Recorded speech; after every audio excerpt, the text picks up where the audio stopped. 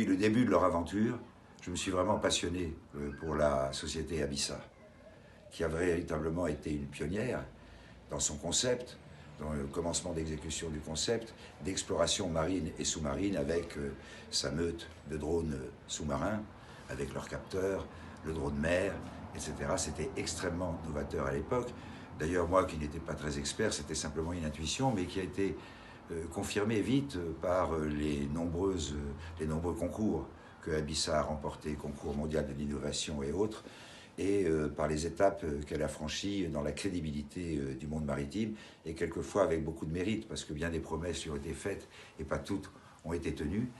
Et ça n'a pas empêché Abissa d'afficher toujours une stratégie extrêmement claire, extrêmement ferme, extrêmement fiable, tout en étant adaptée au terrain naturellement. Et puis Abissa, c'est une équipe véritablement super, une équipe emmenée par deux chercheurs, Jean-Marc Sornin et au départ, qui sont des océanographes, des scientifiques, et Michel Collinet, et qui ont un esprit particulièrement ouvert et qui, au-delà de leur qualité même scientifique, prouvent aussi qu'ils savent manager, progresser, bâtir des offres. Et puis c'est une équipe superbe aussi au niveau de l'actionnariat. Des belles personnes sont engagées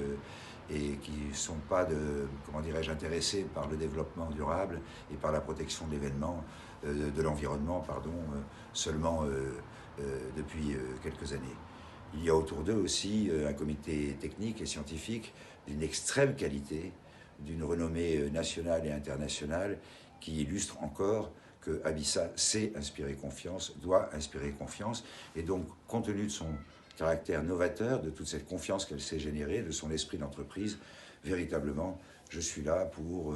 autant que je le peux, aider au développement de cette belle société qui est un vrai symbole de ce à quoi je crois depuis bien longtemps, depuis bien avant la création du cluster maritime français, déjà à l'Institut français de la mer, déjà quand j'étais armateur, cette notion de développement durable qui est tellement essentielle, aussi bien pour l'avenir de la planète que pour le nôtre, à nous les hommes.